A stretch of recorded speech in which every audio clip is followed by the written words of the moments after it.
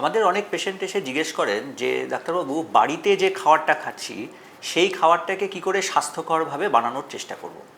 তা তখন আমি পেশেন্টদের বলি যে আমাদের একটা ইন্টারন্যাশনাল গাইডলাইন আছে যে আমরা একটা প্লেটকে কিভাবে সাজাতে পারি।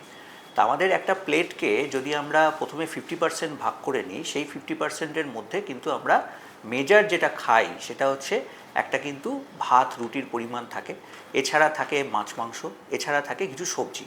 তা আমরা প্রথমেই যেটা বলি ভাত রুটির পরিমাণটা একটু কমিয়ে দিন, এটা একটা পার্ট।